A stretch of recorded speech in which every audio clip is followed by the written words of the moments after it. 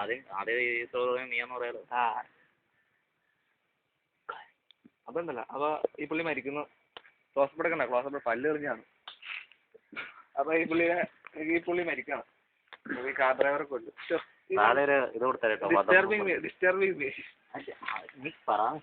അപ്പോൾ ഈ പുള്ളി മരിക്കുന്നു.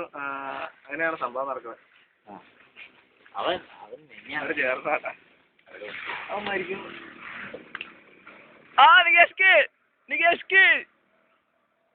ഈ ഡ്രൈവറെ പോലീസുകാർ ഇടിച്ചു പോലെ എന്ത് കേസ് കളിയില്ല. അപ്പോൾ ഈ യഥാർത്ഥത്തിൽ ഈ ടാക്സി ഡ്രൈവർ ഈ മരിച്ച ആളുടെ അമ്മാവൻ അപ്പൂപ്പനായിരുന്നു. കാലഘട്ടം അനുസരിച്ച് നമുക്ക് ബന്ധം കുറയ്ക്കാം.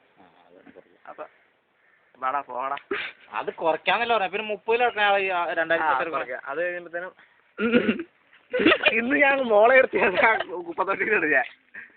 അപ്പൊ അങ്ങനെ സംഭവം നടന്ന എല്ലാം കഴിയുമ്പോഴത്തേനും ആക്ച്വലി ഈ സാധനം കൊണ്ടുപോയതുണ്ടല്ലോ ഈ രാജാവിന്റെ പെണ്ണുമുള്ള തന്നെയായിരുന്നു.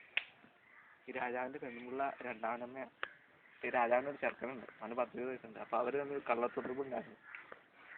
രാജാവിനോട് അധിക്ഷേപിക്കുക പൂർണ്ണമായിട്ട്. അപ്പൊ മറ്റേ അവന് വേണ്ടി ഇവളാണ് ഈ സാധനം അടിച്ചു മാറ്റാൻ രാജാവ് അറിഞ്ഞുകൊണ്ടാണ് കൊട്ടാരത്തേക്ക് കൊണ്ടുപോയത്. പോണ വഴിക്ക് ആക്രമിച്ച് ഒരു കാര്യം പറഞ്ഞാണല്ലോ, ഈ വണ്ടി ഈ ആഭരണം ആരെങ്കിലും കിട്ടിയിട്ടില്ല. അതായത് ഈ വണ്ടി മറിയാൻ നേരത്ത് ഈ സാധനം ആ വണ്ടിയുടെ ടയറിൻ്റെ ഉള്ളിലേക്ക് മാറ്റും. ജാക്കിക്കുള്ളിലോട്ട് ഡ്രൈവർ മാറ്റും സ്വർണ്ണാഭരണം. എന്നിട്ട് പിടി കൊടുക്കണം, ഞാനാ കൊന്നതെന്ന് പറഞ്ഞ് രാജാവിന് വേണ്ടി എല്ലാം ഏറ്റു പറഞ്ഞാൽ മരിക്കുക, അവനെ കൊണ്ടുപോകാം. അപ്പം എല്ലാം ഇവൻ കണ്ടുപിടിക്കുന്നു. ഇവന് വലിയ സ്ഥാനമാനം കിട്ടുന്നു. അത്രേ ഉള്ളൂ. ഇഷ്ടപ്പെട്ടില്ലേ? കണ്ടി സുകുമാർ.